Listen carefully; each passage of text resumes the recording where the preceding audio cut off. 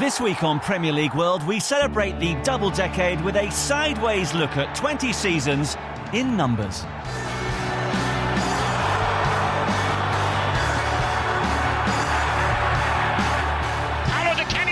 Has scored a beauty.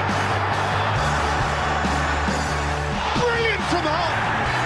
Oh, his first goal in the Premiership. What a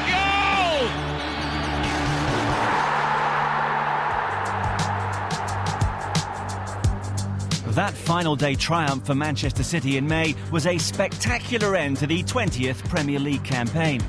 To mark the occasion, four footballing minds offered their views on some of the numerical nuances of those 20 seasons. Along with TV presenter Ian Payne, we spoke to former Premier League player and manager Ian Dowie, ex-player, coach and pundit on the English game Leroy Rossignol, and former Norwich and Wimbledon striker Efan Ikoku. So let the number games begin. With 0 defeats in the entire 2003-04 season, Arsene Wenger's Arsenal earned themselves the moniker of the Invincibles. The first team to do it in over a century, the Gunners had remained unbeaten in all their 38 league games, conceding a miserly 26 goals. But what was it that made them so special, and could it ever happen again? George Graham deserves a great deal of credit, but also Arsene Wenger to embrace that and then add on to it, and as a result, they, to do what they did and go and win the title in that manner, I think deserves a huge amount of credit. To be unbeaten for a whole season is just staggering. The spine of the team was massively important. That back four, with Ashley Cole on the left and Lauren on the right, were all quick, and that gave them the platform to play any way they wanted. They could play high up the pitch, they could drop deep and play on the counter-attack. But the two special players were obviously Bergkamp and Henry. They were world-class, and I don't think that could ever be equalled again.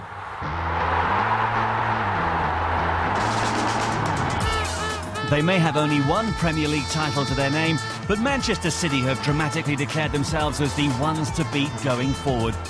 With Roberto Mancini signing a new 5-year deal with the club, how many titles could they now go on to win under his stewardship and with the funding of their wealthy owners?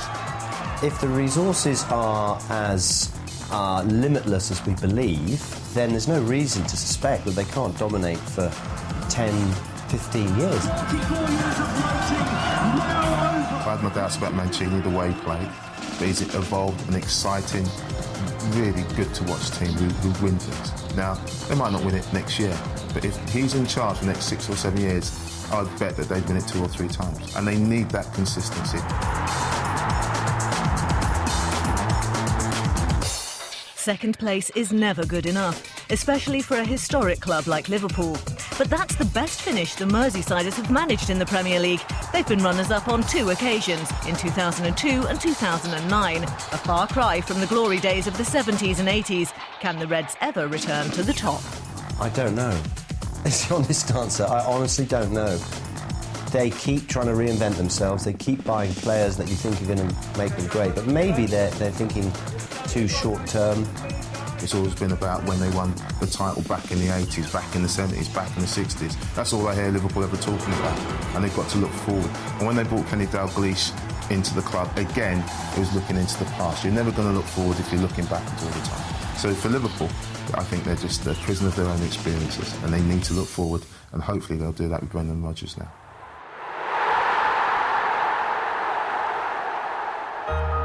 Three league titles for Chelsea in the last 8 seasons have gone some way to satisfying their demanding Russian owner. Now with the Champions League trophy also firmly in his grasp, can Roman Abramovich expect to add more Premier League titles anytime soon? Chelsea definitely have a chance of getting a title in the next, say, 5 years, but it depends on, do they try and reinvent themselves, or do they go back to type and buy another Drogba figure? Do they buy another Lampard figure who always scores from midfield every season? Or do they try and change the way they play? So I think they're a team in flux and change. So not yet, but maybe soon.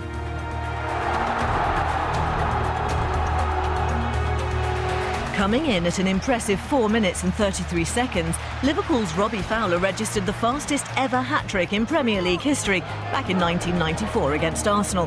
How does the lad from Toxteth rate? Has there ever been as good a natural goal scorer as Fowler? In terms of being cool enough in front of the box or in and around the penalty area, facing goalkeepers and one-on-one, I don't think we've seen a better player, or better British player certainly, in that position in the last 25 or 30 years. He just had that instinctive nature. What goals couldn't he score?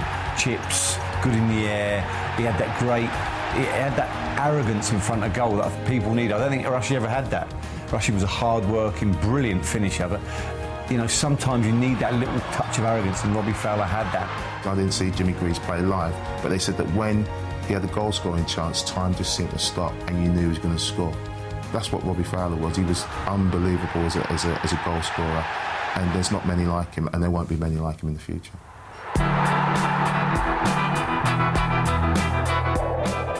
And then there were 5. Along with Blackburn Rovers, Arsenal, Manchester United and Chelsea, Manchester City became just the 5th club to win a Premier League title. What are the odds of that exclusive group gaining a new member in the near future? And if so, which team has the best chance of joining the Fab Five? It is an exclusive club, and in some ways, I suppose, it should be really, shouldn't it? You know, but you know, the league title has always been quite exclusive. You know, the big clubs who've been winning the last 25, 30 years have always sort of had one hand on it, if you like. I can't see anyone winning it outside the top 5. I really can't. You can maybe see Liverpool getting in there this year, and you can maybe see Tottenham, but you know, you don't see Blackburn certainly anymore. I mean, when they're getting relegated, but you know, the top 4 plus them 2, maybe Newcastle. I still think that's a big stretch in terms of their squad depth.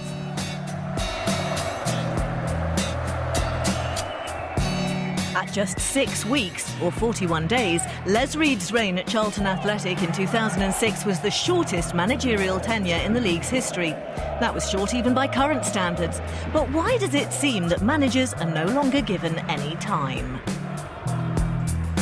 That's a very good question, and the answer is money. You have to stay in the Premier League, and if you're a club in the bottom tier, that means you mustn't have even a faint whiff of relegation about you, because you will lose so much money and everything turns on its head. There's all sorts of reasons, but one thing saves you from all of them things is results, and that's what you have to do. It's a results business, and anyone down that bottom half of the table not getting results will find themselves under pressure.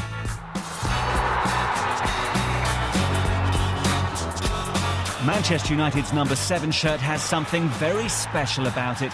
Worn by 3 Premier League-era Old Trafford icons, Eric Cantona, David Beckham and Cristiano Ronaldo, is it the shirt, the wearer, or a little bit of both that has made it what it is? It comes with lots of history. Lots of creative players have wanted to have that shirt. If you're brave enough to take it at Old Trafford, then of course or it seems like you're destined to be an outstanding player. Eric Cantona, the most talented, temperamental and talked about footballer in Britain. I don't know if there's anything special about it. I just think it's certain players fit that position for Manchester United. George Best wore number 7 as well. Creative, flair, attack-minded, all those phrases sum up what everybody loves about Manchester United. You know, they don't just play to win, they play with a certain amount of flair, and I think a lot of people sometimes forget that.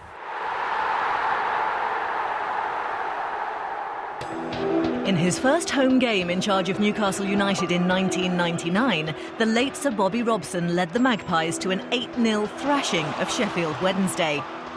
As more foreign coaches take managerial positions in the Premier League, was he the last truly great English boss? No, I think there are still some great young English managers or British managers. I mean, let's see what happens with Brendan Rodgers, shall we, at Liverpool as well. There are young British managers around. It's just a question of, are the owners of Premier League clubs brave enough to let them loose in the Premier League? There's a great deal of superb English talent about, and I do think owners are far too easy to look at this mystical foreign coach. You know, I've been around the world watching coaching.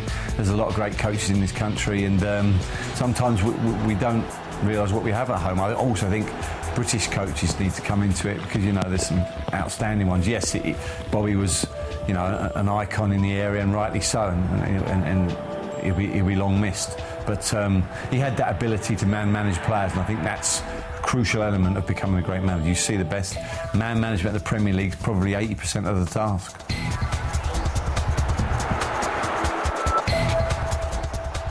For 9 consecutive seasons, Frank Lampard has scored at least 10 Premier League goals. He's the first player to achieve the mark, an impressive tally for a midfielder. But how long can the Chelsea man keep it going? That's a fantastic feat, really, for somebody to score that volume of goals, spectacular goals as well. For midfield is an amazing achievement. I think in terms of that ability and quality of arriving in the box, unmarked, unannounced, if you like, I don't think Lampard has a peer in the history of the Premier League. I think he can go for a couple more seasons, but I don't think he'll score as many goals. You just saw towards the end of the season his role being redefined by Di Matteo, where he was sat more. Now Frank is technically very good as well. He's a very good passer with the ball, and he sees a pass. People don't usually recognise that. They see him as somebody who just drifts in the box and score goals, but he can pass the ball, he understands the game. I think as he gets older, he'll invariably get a little bit deeper. And so I think those goal scoring opportunities will be not as many.